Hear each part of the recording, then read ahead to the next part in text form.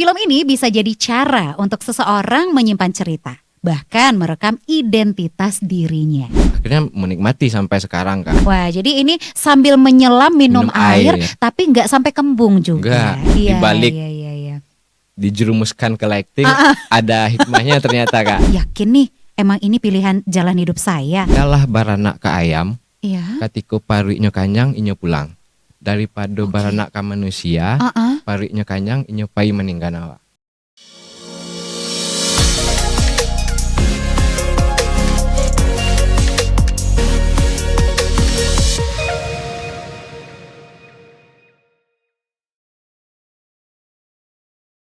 Halo pemirsa channel YouTube RRI Bukit Tinggi. Apa kabarnya hari ini? Semoga sehat ya. Wah, putih. Kompak kita kan? Ketemu lagi bareng aku Mutia Utami di podcast yang selalu ngobrolin hal-hal seru, dekat dan pastinya relate sama kehidupan kita sehari-hari. Dan semoga kamu juga gak pernah bosen ya sama aku. Jangan sampai kan aku gak pernah bosen sama kamu. Nah, hari ini kita bakal ngobrolin soal film nih, dimana kebanyakan dari kita mungkin mikirnya ya udah tontonan aja buat hiburan atau cuma sekedar nemenin hari-hari kita aja. Tapi tahu gak sih, menurut laporan dari Pusbang Film Kemendikbudristek, industri kreatif kita termasuk film itu sedang mengalami lonjakan yang luar biasa. Jadi di data yang kita temukan sepanjang tahun 2024 aja, jumlah penonton film Indonesia itu mencetak rekor sejarah, mencapai lebih dari 60 juta penonton. Wow. Banyak banget kan? Nah ini nih sebagai bukti kalau cerita-cerita kita sendiri yang sebenarnya itu punya magnet luar biasa. Karena banyak banget ya film-film itu yang diangkat dari kisah nyata atau based on true story. Tapi pernah gak sih kamu itu mikir kalau ternyata film bisa lebih dari sekedar angka? Film ini bisa jadi cara untuk seseorang menyimpan cerita, bahkan merekam identitas dirinya. Apalagi sekarang, festival film internasional makin melirik karya-karya dari sutradara daerah yang membawa isu lokalitas yang kental. Nah, hari ini kita bakal ngobrol bareng seseorang yang gak cuma melihat film sebagai tontonan aja, tapi juga sebagai medium untuk membekukan waktu, menyimpan memori dan menyampaikan cerita yang mungkin gak bisa diungkapkan dengan kata-kata biasa. Langsung aja, di sini sudah hadir Bang Richie Fiondra. Halo Bang Richie. Halo Kak. Apa kabarnya Bang Richie? Alhamdulillah sehat Kak. Alhamdulillah sehat ya. Oke, ini Bang Richie kan masih cool-cool nih. Pokoknya nanti kita bikin heboh dia ya. Nah, Bang Richie ini adalah seorang filmmaker asal Bukit Tinggi yang karyanya itu udah melanglang buana hingga berbagai festival film, bahkan ternyata internasional juga ya Bang. Alhamdulillah Kak. Penasaran kan kayak gimana? Yaudah kalau gitu langsung aja yuk kita tanya-tanya nih, kita gali-gali informasi yang lebih dalam lagi sama Bang Richie. Bang, kalau boleh flashback ya, awalnya kenapa nih Bang Richie tertarik dengan dunia perfilman?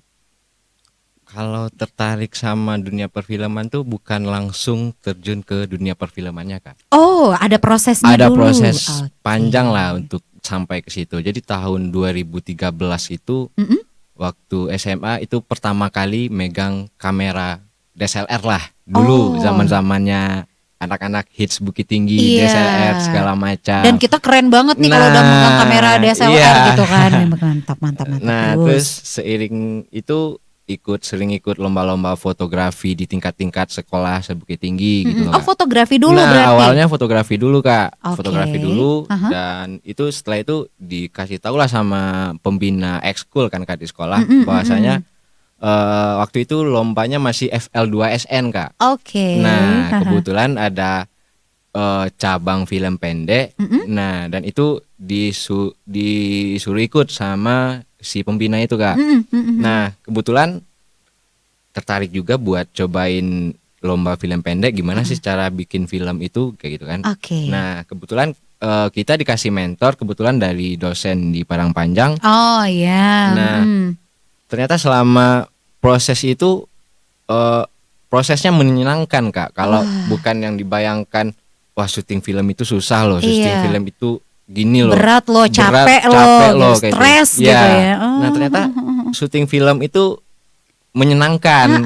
Jadi enjoy santai kayak gitu Kak. Nah, akhirnya ikut lomba, alhamdulillah juara dan lanjut sampai akhirnya ke tamat sekolah. Ya udah ikut setiap tahun tuh pasti ikut FL lomba film, bahkan sampai ke Padang kemana. Nah terus mewakili sekolah. Dari situ sih awalnya kenapa meninggalkan fotografi dan akhirnya berpindah ke film gitu. Iya, tapi ada kesamaan di antara keduanya, sama-sama pakai kamera. Jadi cinta kameranya dulu. Ya, iya kan? Sama-sama berhubungan masih bermain visual lah, masih Kak. Bermain visual, benar. Nah, kalau sebelumnya fotografi itu hanya visual aja. Ya. Nah, kalau udah film audiovisual.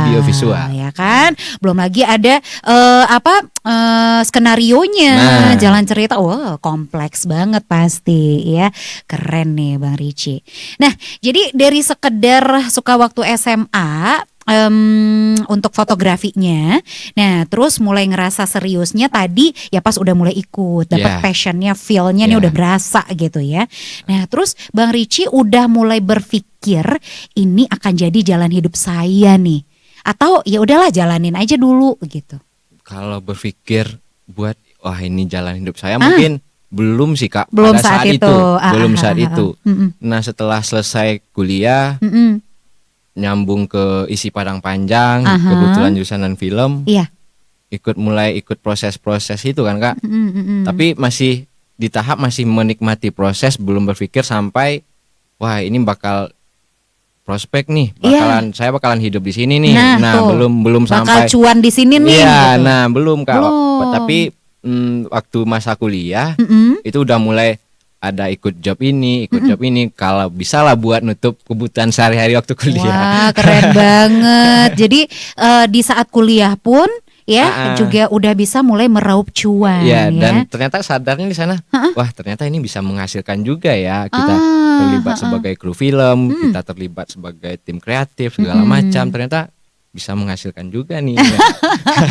Oke. Nah, jadi itu bisa nanggung keseluruhan dirasanya saat itu, atau baru at least separoh lah bisa nanggung kehidupan nih gitu dengan film ini gitu. Separoh lah Kak, buat tambahan jajan, buat tambahan jajan buat main ini segala macam, cuman buat itu. Oke. Ya tapi ya alhamdulillah dibanding yang cuma kuliah aja saat itu kita udah bisa menghasilkan gitu ya Bang ya.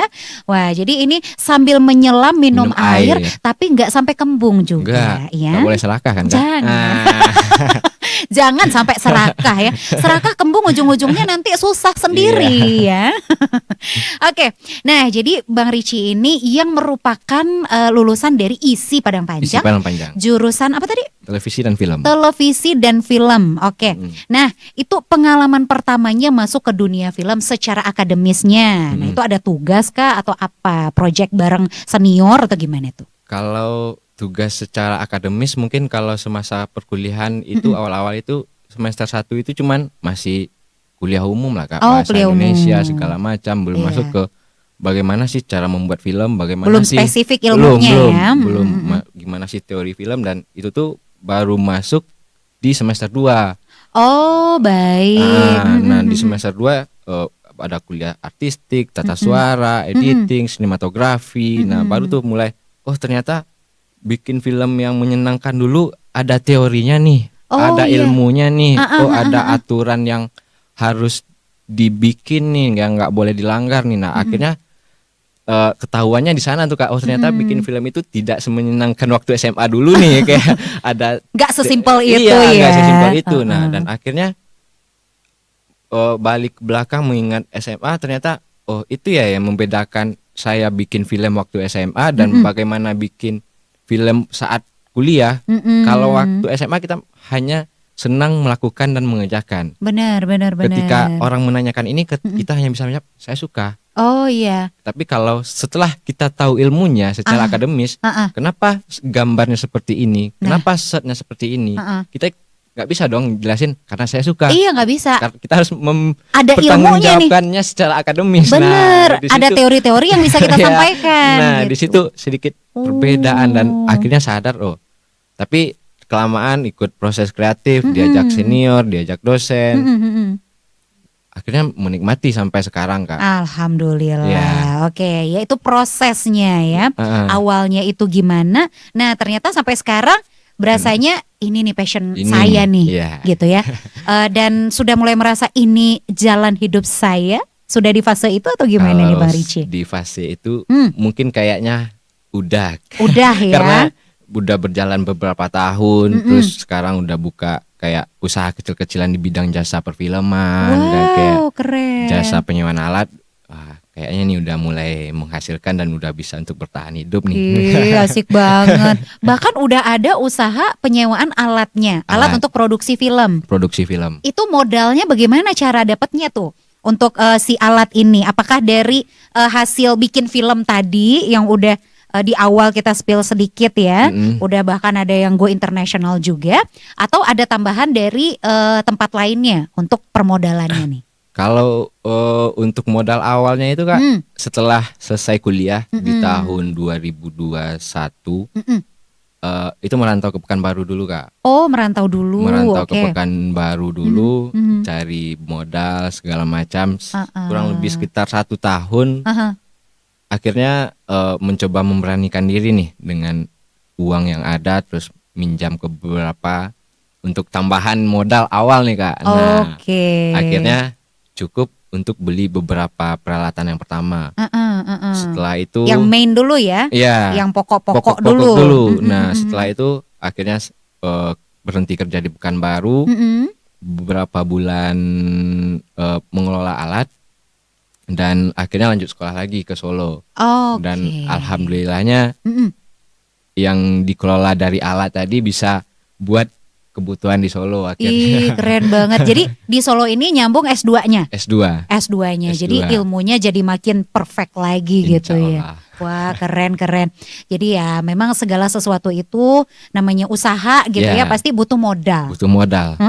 Dan ini modalnya tidaklah sedikit. Bang, kalau kita berbicara angka, udah di kisaran puluhan atau ratusan? Apanya Kak? Modalnya. Kalau modal awal sih belum sampai 50-an, tapi yang usaha ini kan udah berjalan kurang lebih sekitar 4 tahun. Wah, udah 4 tahun ya. Nah, dari situ keuntungan diputar lagi. Sekarang ya 100. Udah di ratusan lah range-nya gitu ya. Wow, gimana tertarik? Mungkin bisa nanya-nanya langsung nanti sama Bang Richie gitu ya. Kalau bisa mau sewa bisa. Iya bisa, tenang. Nanti ada lah ya gimana caranya lah kita kasih tahu. Oke, nah Bang Richie, yang kita tahu nih ya di produksi film itu kan banyak banget cast-nya ya kan, tokoh-tokohnya nih.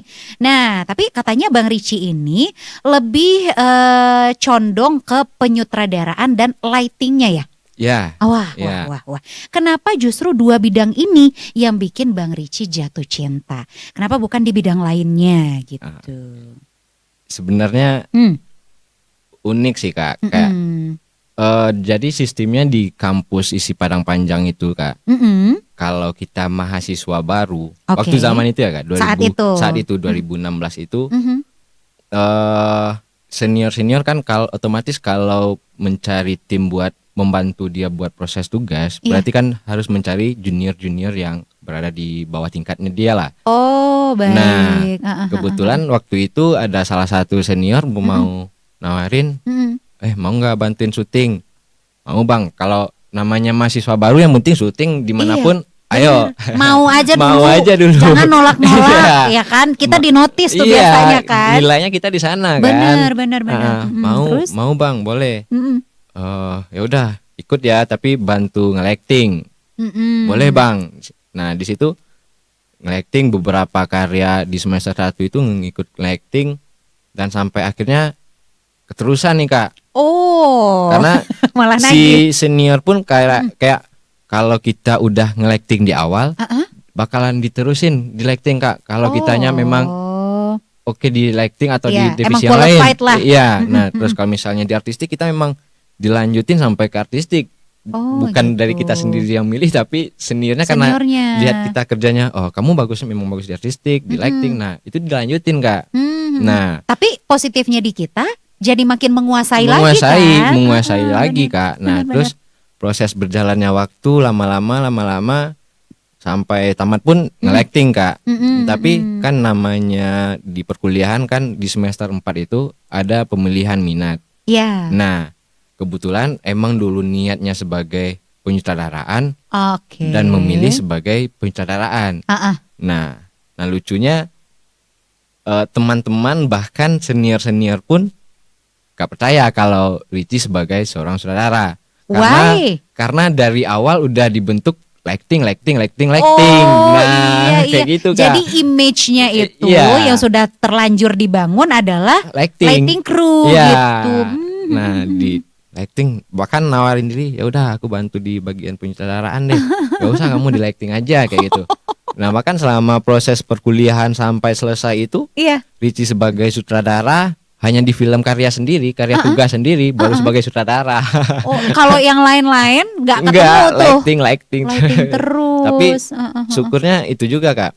Ketika menjadi tim lighting, kita tahu teknis, bagaimana kamera bekerja, bagaimana tim artistik bekerja, berapa waktu buat ngeset lampu, ngeset kamera. Iya, betul. Nah, akhirnya memudahkan diri sendiri ketika menjadi seorang sutradara, ketika membuat schedule segala macam, kita bisa nih Kak, oh kalau setnya segini, ini cuma butuh waktu segini nih.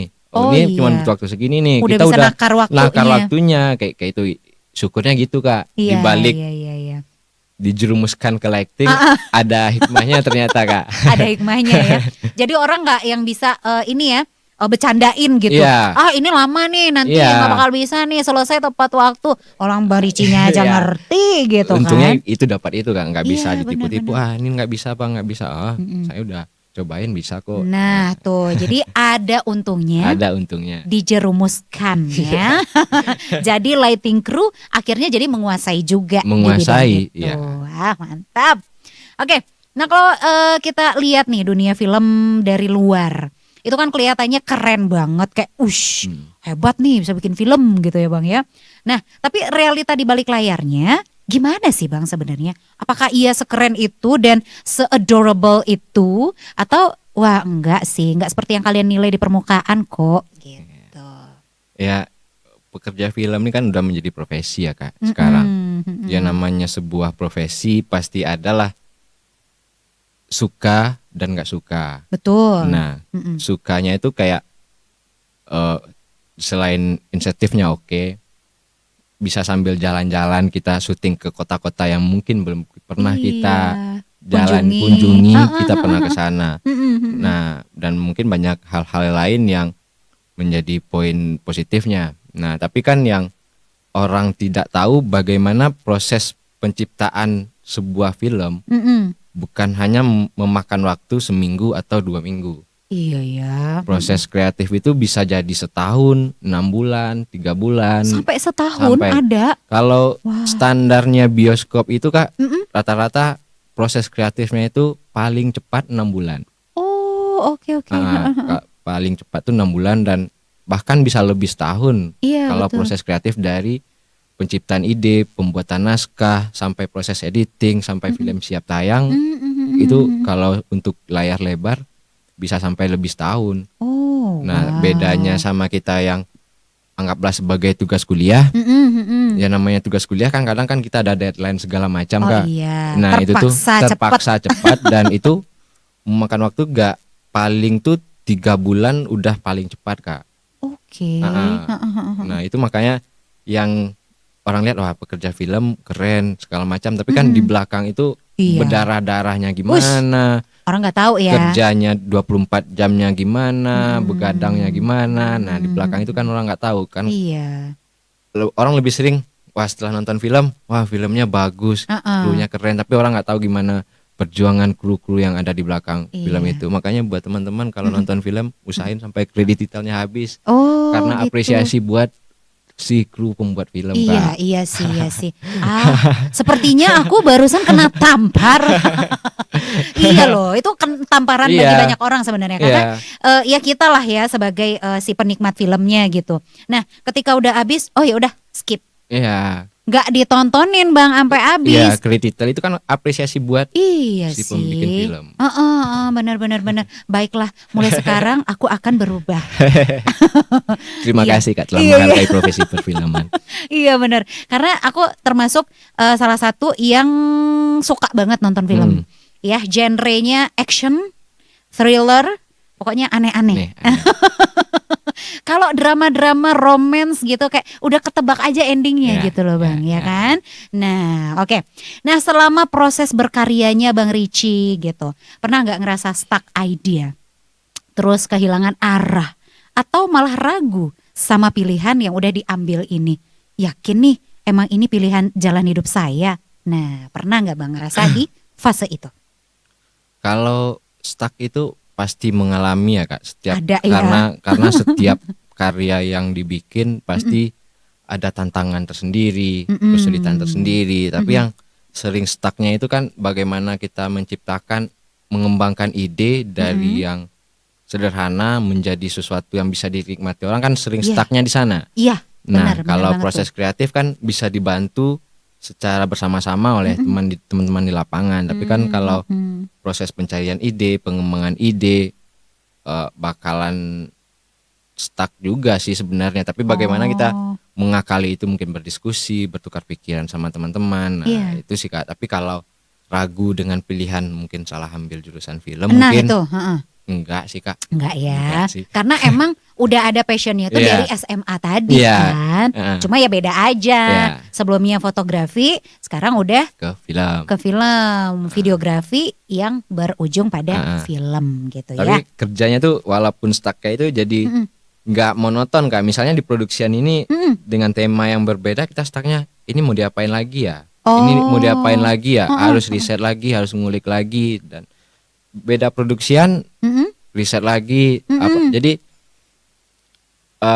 kayak kita secara tidak langsung belajar, bukan hanya sekedar film gitu. Iya. Walaupun kayak gini Kak, misalnya film fiksi. Kita menciptakan sebuah film fiksi, kita harus riset dong. Kalau penyiar radio itu gimana sih kesehariannya? Set radio tuh gimana sih setnya? Secara tidak langsung kita secara keseluruhan kita ngerti, oh radio tuh ternyata kayak gini loh proses penyiarannya. Oh kalau set di tempat radio tuh ada kayak gini loh. Nah, jadi kan ada pengetahuan baru yang bukan hanya sekedar film. Oh betul. Itu ada stuck, ilmu juga yang kita pelajari baru lagi gitu kita stuck, riset, dapat ilmu baru, stuck lagi, riset lagi, ilmu baru lagi, kayak gitu Kak. Benar. Jadi riset ini emang penting banget untuk dilakukan ya Bang. Ya, walaupun film fiksi. Walaupun fiksi. Karena ya biar kelihatan real aja gitu ya. Ya itu tadi Kak, kayak kita nggak riset nih, seolah adegannya di tempat siaran radio. Iya. Gak mungkin di ruang dong, studio di nih. ruang studio. Gak mungkin dong asal-asalan. Iya sih. Gimana prompternya gimana, mic-nya gimana, harusnya gimana. Kan otomatis kita walaupun riset sederhana kan sebuah pengetahuan baru Kak. Benar. Oh itulah yang akhirnya membuat proses pembuatan film ini ya tidak bisa sekejap mata. Nah, itu dia. Tuh ya, termasuk yang tadi itu tuh segala gala-galanya. Oke. Nah, Bang Richie, menurut Bang Richie nih, hal yang paling mempengaruhi jiwa atau karakter karya seorang filmmaker itu apa sih? Lingkungan sih Kak. Kalau yang mempengaruhi, karena bagaimana kita berada di lingkungan itu mempengaruhi bagaimana pola pikir kita, bagaimana kita melihat suatu masalah, bagaimana kita melihat sudut pandang yang berbeda dari teman-teman yang lain, dan bagaimana kita menyelesaikan masalah itu. Dan kan pada dasarnya itu kan film itu kan ada sebuah masalah, bagaimana menyelesaikannya, dan gimana akhir dari masalah itu. Nah, harus ada problem solvingnya harus ada kan. Nah itu nih, makanya kalau yang mempengaruhi jiwa seorang filmmaker tuh mungkin lingkungan dan mungkin tontonan sih Kak. Tontonannya juga? Iya. Emang tontonan seorang filmmaker itu kayak gimana? Ya itu balik ke diri masing-masing sih Kak. Relatif sukanya action kah? Sama kayak genre aku tadi. Iya. Kalau Bang Richie apa nih kalau genrenya? Kalau genrenya sih lebih ke drama keluarga gitu Kak.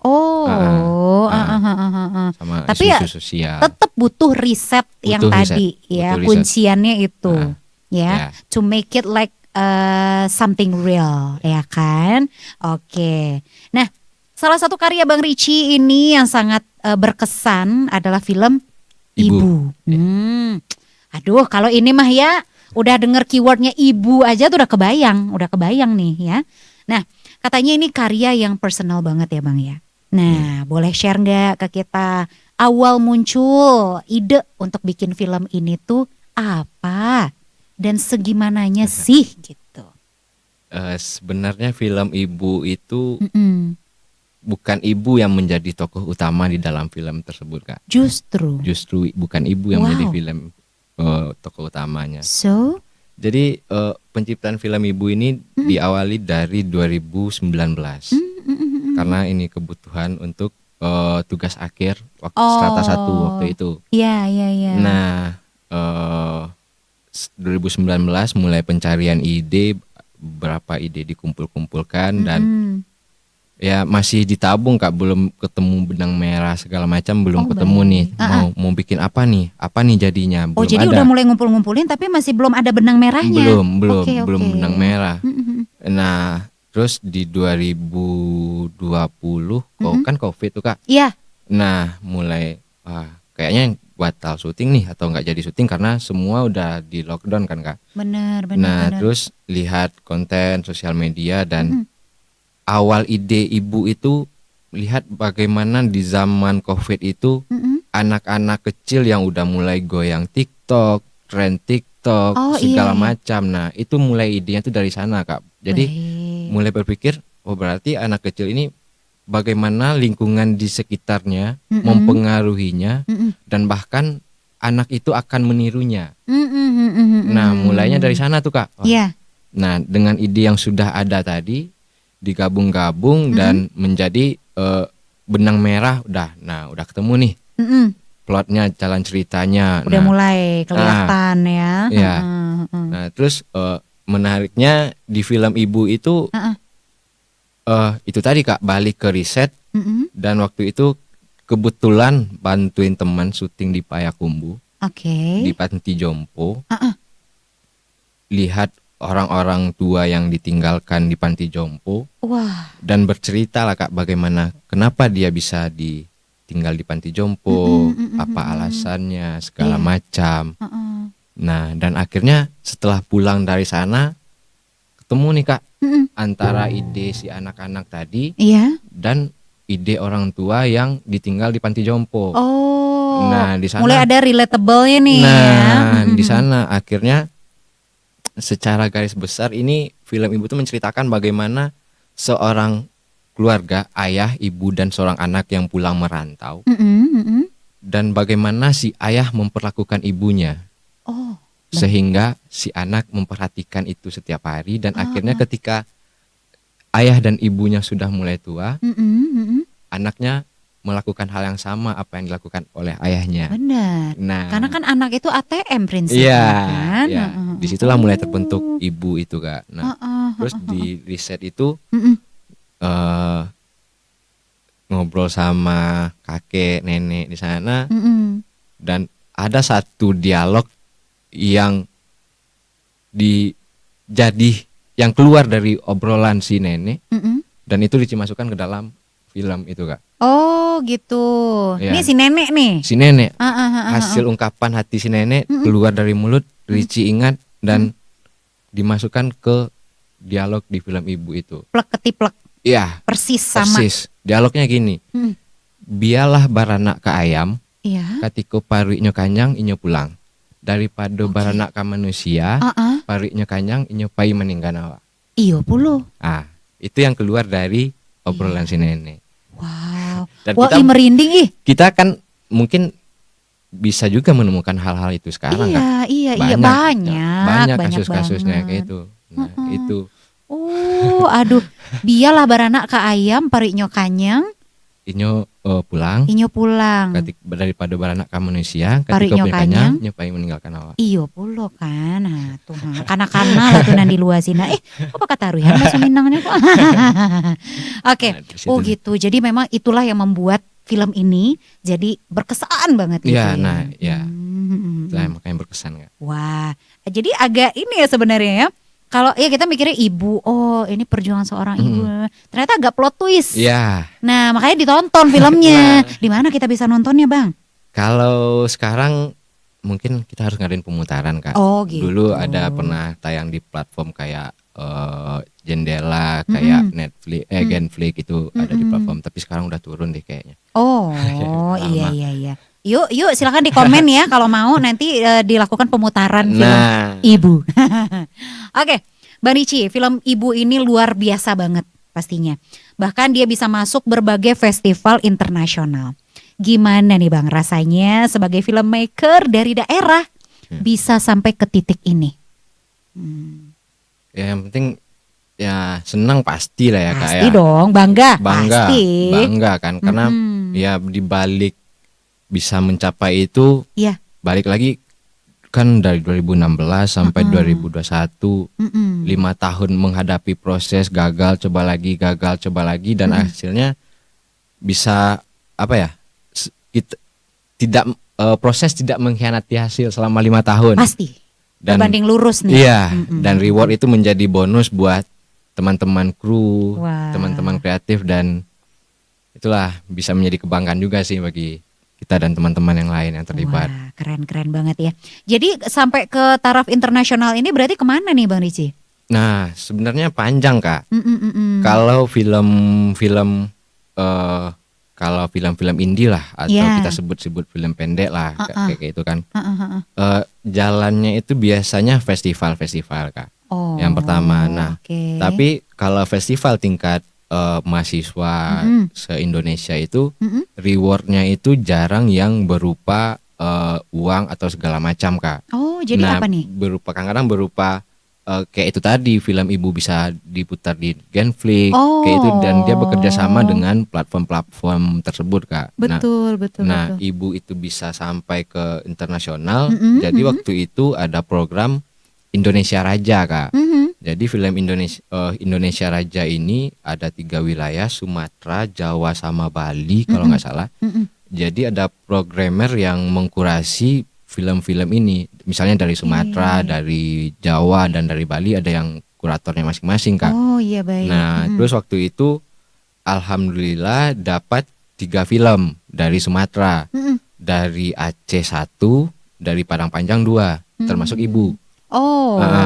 Termasuk Ibu, dan itu di programnya Mini Kino. Yang adanya Mini Kino di Bali, dan itu ada program dari Mini Kino namanya Indonesia Raja, dan alhamdulillah Ibu masuk dan diputarkan di Bali, diundang ke Bali. Setelah itu hebatnya mereka Mini Kino ini Kak, mereka membuat sebuah bank film. Jadi film-film yang masuk ke mereka beberapa kali festival itu disimpan, dan setelah disimpan diarsipkan. Jadi ketika ada nih permintaan dari luar, dari ini, dari segala macam, nah orang menghubungi Mini Kino tersebut, ada nggak film mau diputar di sini? Nah Mini Kino lah yang milih nih. Kebetulan di 2023 itu alhamdulillah dihubungi lagi sama Mini Kino, bahwasanya ada yang tertarik buat mutarin film ini. Di Ningbo Short Film Festival di Cina. Ada beberapa film pendek dari Indonesia yang masuk ke Mini Kino dan diputarkan lagi di festival tersebut Kak. Masuklah Ibu 1. Wah keren. Oh gitu ya, cukup panjang berarti. Panjang Kak prosesnya gitu. Gak serta-merta bisa langsung go internasional gitu. Mungkin ada juga yang festival yang direct langsung kayak dari Sipong Karya langsung submit ke festival internasional itu juga bisa, tapi kan programnya banyak, jalannya juga banyak gitu Kak. Oke. Aduh. Luar biasa ya Bang Richie sama kru sama timnya nih ya. Nah, berangkat dari pengalaman ini nih, menurut Bang Richie, apakah anak daerah itu emang punya tantangan yang lebih besar untuk menembus industri film atau gampang kok? Kalau tantangan sih pasti memiliki tantangan yang besar ya Kak. Ya kalau kita berbicara tentang industri film, kalau secara komersil atau layar lebar kita bisa udah pasti Jakarta, kiblat industri film. Iya. Tapi kalau film indie dan film pendek itu Jogja menjadi sentralnya film pendek Kak. Iya sih Jogja. Film indie. Keren banget. Nah, ya realistisnya kalau kita Kak, kita itu hanya mempunyai jarak sama industri. Kesusahan kita di sana Kak. Mencari produser, mencari donatur, bagaimana film kita bisa didanai. Benar. Yang menjadi tantangannya cuman itu Kak, jarak bagaimana kita mencari produser. Tapi kalau secara proses kreatif, secara cerita, Sumbar bisa diadu Kak. Iya. Sama kita pede nih. Pede. Gitu ya. Karena kita memiliki cerita yang banyak, alam yang bagus, daerah yang bagus. Iya. Masih banyak jualan di kita Kak. Tapi yang menjadi kendalanya itu ya jarak itu tadi Kak. Bagaimana kita mencari si produser tadi. Ya kan, si donatur. Nah, alternatifnya itu sekarang kayak kolektifan masuk ke festival, kalau menang nah itu kayaknya lebih cepat lagi buat menarik si donatur itu Kak. Gitu. Oke. Nah, untuk film Ibu ini gimana prosesnya? Ada donatur kah atau gimana nih untuk permodalannya? Kalau waktu itu film Ibu belum ada donatur ya, cuman orang tua sih. Iya. Ya, wah. Habis berapa digit tuh kira-kira? Iya, pokoknya cukup lah gitu ya. Tapi lumayan effort kan berarti? Effort lah Kak. Iya kan. Dengan hasil mengeluarkan biaya tenaga segala macam dengan melihat hasilnya terbayarkan lah Kak. Orang tua pun ikut bangga pastinya. Ini nih they paid for that gitu kan. Mereka membayar itu dan mereka dapat feedbacknya yang luar biasa. Wih, mantap. Oke, Mbak Rici, karya-karya Bang Rici kayak nih film dokumenter ada ya, Bajamba judulnya. Nah, ini sebenarnya apa sih yang ingin Bang Rici sampaikan ke penonton lewat film dokumenter ini? Sebenarnya Bajamba ini sebenarnya kan dari awal dulu garap fiksi gitu. Iya. Belum pernah menggarap film yang dokumenter yang benar-benar serius nih. Dulu hanya tugas kuliah, nompang sama teman bikinin nama dong. Kayak gitu cuma gitu kan. Tapi sekarang mencoba dokumenter dan memilih Bajamba itu menjadi sesuatu yang menarik Kak. Mungkin kalau kita tahu di wilayah Sumatera Barat itu semua daerah memiliki tradisi makan bajamba. Iya. Makan bajamba. Dengan cara yang berbeda-beda. Dengan cara yang berbeda-beda. Nah, ternyata di Kurai ini ada makan bajamba juga Kak. Oh, gitu. Nah, kenapa alasan mengangkat makan bajamba itu? Saat ini makan bajamba itu hanya menjadi pelengkap acara seremonial Kak. Bukan jadi yang utama. Jadi pelengkap memang aja. Jadi utama, tapi apa sih dibalik makan secara bersama itu? Oh iya, di satu tampah besar itu, ya kan? Apa nyampur nih semua nih. Iya, apa sih sebenarnya nilai yang ada di dalam itu? Nah itu yang mulai hilang Kak.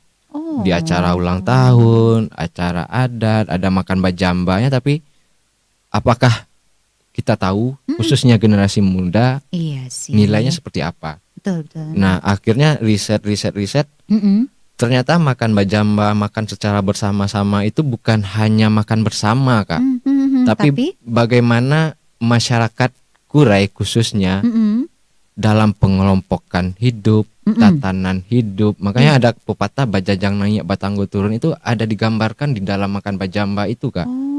Ternyata ada 6 hidangan wajib yang ada di dalam itu, ternyata yang memiliki simbol kepemimpinan nenek mama kita yang ada di Nagari Kurai ini Kak, khususnya di Kota Bukit Tinggi ini Kak. Nah, itu. Nah, terus kan dalam proses makan bajamba ada satu kesatuan yang tidak bisa dipisahkan antara makan dan hidangan penutup. Betul. Hidangan penutup ini kan yang disebut dengan peminum kopi. Nah, disitulah kecerdasan bagaimana masyarakat Kurai atau nenek mama kita yang dulu Kak.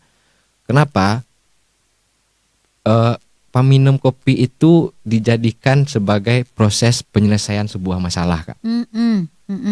Nah, bagaimana masalah ini akan selesai sedangkan perut kita kosong?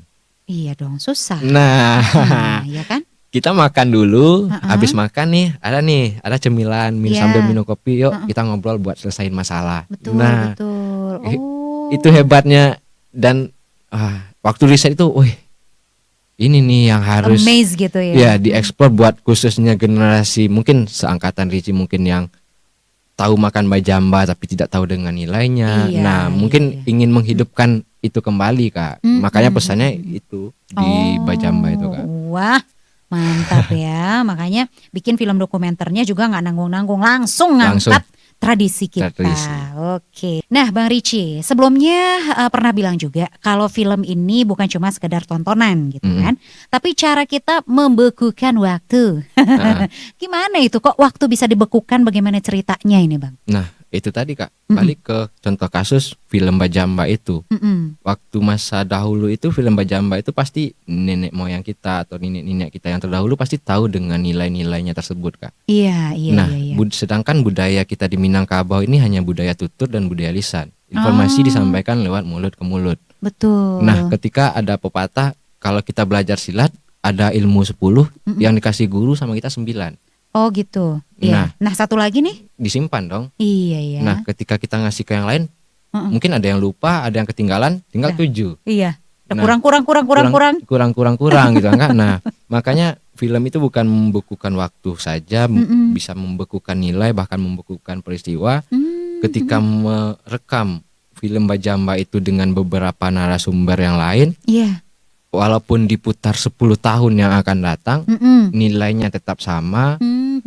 Waktunya yang cuman hanya waktunya yang berbeda kan, nilainya sama. Benar. Nah, terus ada satu contoh kasus lagi, kebetulan sekarang lagi persiapan syuting di Kayu Tanam Kak. Itu tuh syuting maestro Rabab. Rabab Galua. Iya. Nah, beliau tinggal satu-satunya orang di Padang Pariaman yang paham dengan Rabab Galua, yang mengerti tentang Rabab Galua, cara memainkannya, sejarahnya, hanya beliau yang tertinggal. Wah. Nah, usia beliau berapa nih? 71. Oh iya. Nah, ketika kita tidak mendokumentasikan, bagaimana tentang teman-teman atau kedepannya, apakah orang tahu dengan Rabab Galua? Nah, makanya itu pentingnya pendokumentasian sih Kak. Maksudnya bukan hanya film yang bisa mendokumentasikan tersebut, bukan, tapi banyak kayak teman-teman sastra mungkin yang bisa lewat tulisan, lewat musik, lewat karya-karya seni lain, tidak menutup kemungkinan itu Kak. Iya, ada banyak cara. Ada banyak cara. Salah satunya dengan film. Nah. Wah, keren. Nah, di era sekarang ini semua orang bisa kan bikin video gitu ya. Apalagi ya handphone udah ada fitur kameranya gitu. Nah, menurut Bang Richie, apa bedanya sebuah konten saja dengan sebuah karya film? Kalau konten itu kan, kalau menurut itu cakupannya lebih luas ya Kak. Konten itu bisa konten digital, konten fotografi, podcast, segala macam. Nah, dan cakawannya kan lebih luas. Sedangkan film itu lebih segmented, kayak ada penikmatnya dan secara bekerjanya beda, harus ada unsur dan poin yang harus dipenuhi sehingga itu bisa dikatakan film. Nah, gitu kayak, seperti yang tadi dikatakan di awal. Dan kayak platformnya pun berbeda kan, kadang-kadang kalau konten digital bisa di Instagram, TikTok, Facebook segala macam kan. Kalau film kan mungkin ada platform-platform tertentu yang memutarkan film. Nah, mungkin bedanya cuma di situ sih Kak. Oke. Ya tapi tetap berbeda, itu nggak bisa disamakan. Ya kalau video tadi bisa saya bikin sendiri pun bisa gitu ya kan. Cuma kalau film ya nggak bisa, Bang Richie sendirian nggak bisa. Oke. Nah, kalau kita lihat sebenarnya anak muda sekarang itu kan kreatif banget nih Bang ya. Nah, tapi kadang mereka itu cuma ikut-ikutan tren. Apa yang lagi trending ya udah ngikut, FOMO-FOMOan gitu. Ada saran gak nih dari Bang Richie biar mereka tetap punya suara sendiri atau style sendiri? Ya kalau itu sih ya balik lagi Kak, gimana mereka melihat lingkungan mereka, dia melihat isu, bagaimana dia menjalani, apakah ya kalau mau ikut-ikutan ya mau sampai kapan ikut-ikutan ya. Harus punya, wah memang kayaknya nih memang konten, misal konten kreator lah. Emang konten fashion saya nih di konten kreator ya, harus segera menentukan itu, bukan hanya ikutan lagi rame ngevlog lagi rame live streaming. Nah, kita harus cepat menentukan itu sebenarnya Kak. Gak punya identitas diri. Iya, makanya kan harus bisa menemukan identitas itu segera mungkin Kak. Betul. Kalau enggak ya kita bahkan nggak bisa mengenali diri kita sendiri iya kan. Nanti luntang-lantung ikut kesini deh, ikut kesini deh. Nah, orang jatuh kita ikutan jatuh gimana tuh.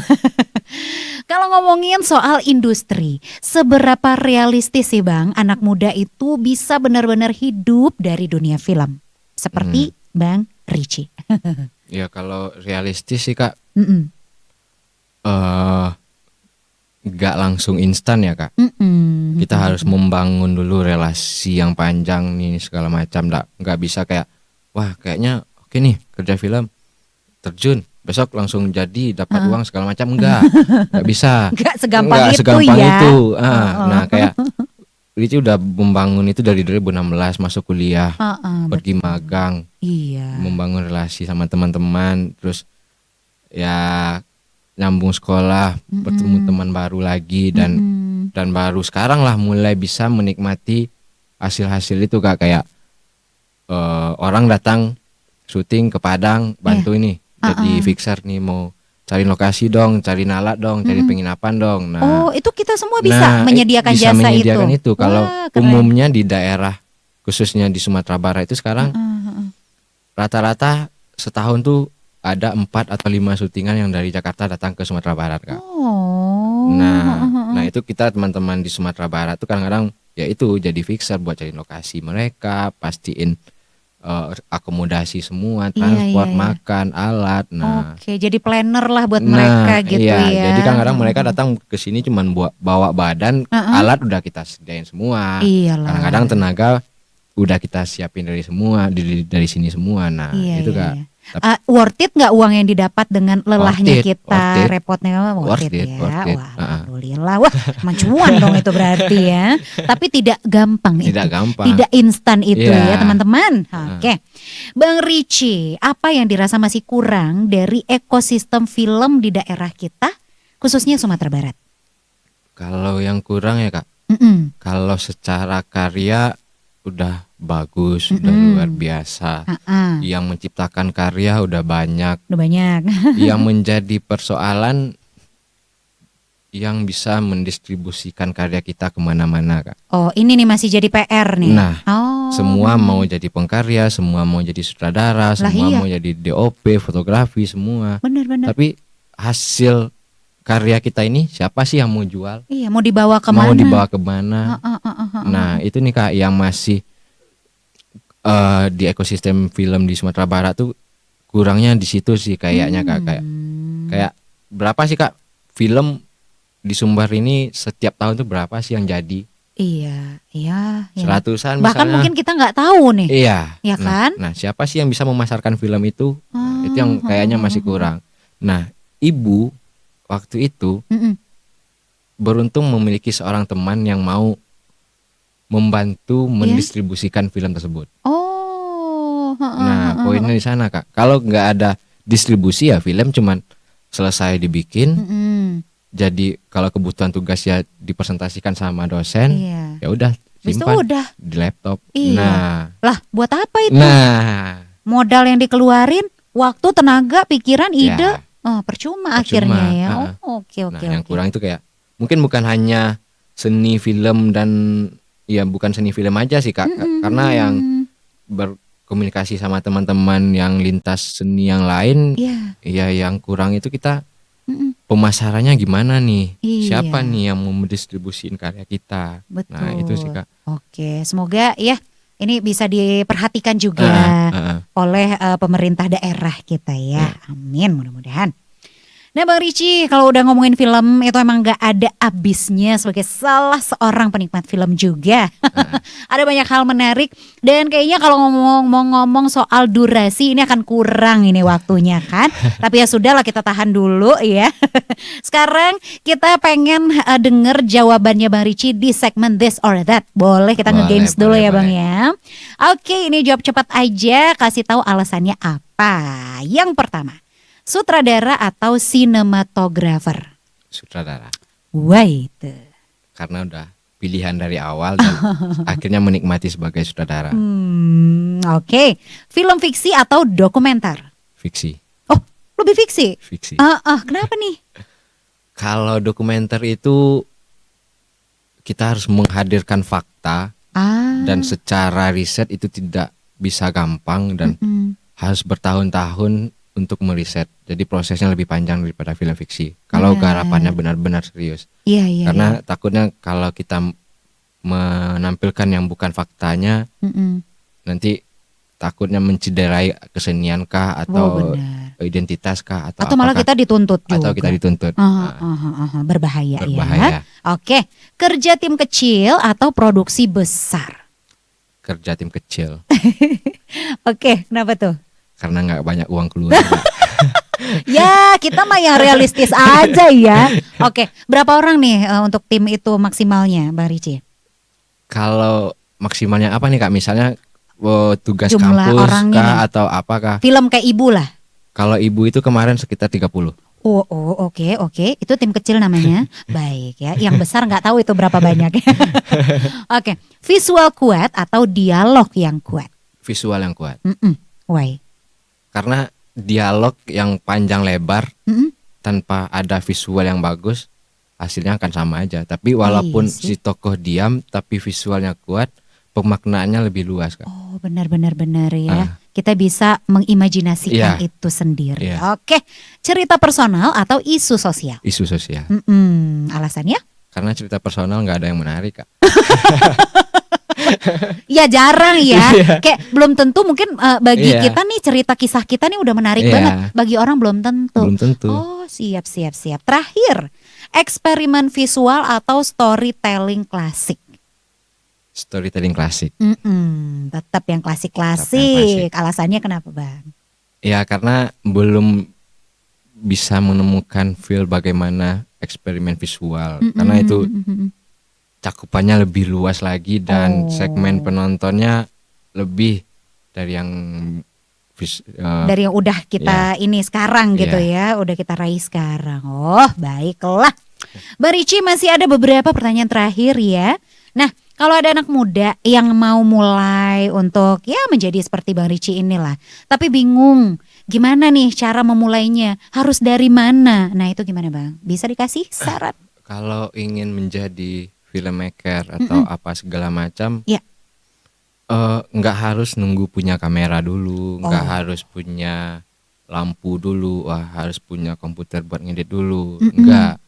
Karena kan kita punya handphone nih Kak sekarang. Nah, mulai dari merekam apa, bikin misalnya ada yang orang di jalan apa segala macam. Mulai aja dulu. Karena bikin tuh nggak harus langsung proper, enggak. Kita harus mulai dari bawah dulu. Karena bukan dari HP pun bisa membuat sebuah film. Karena sekarang ada festival bikin film sama handphone, festival film vertikal. Banyak banget. Yang penting kan kita memiliki ide dan isu apa nih yang mau kita bikin. Nah, itu dulu. Udah ada kata kuncinya dulu ya. Oke, terakhir pesan dari Bang Richie, kenapa anak muda hari ini itu perlu banget mulai merekam cerita mereka sendiri? Ya, kita nggak tahu kedepannya akan seperti apa Kak. Ya, hal sederhananya untuk pengarsipan buat diri kita sendiri. Atau lingkungan sekitar. Nah, mungkin sederhana kita pergi sama keluarga, kita bisa lihat, wah, setahun berapa puluh tahun yang lalu, itu penting sih. Puluhan tahun yang lalu, nilainya tetap sama.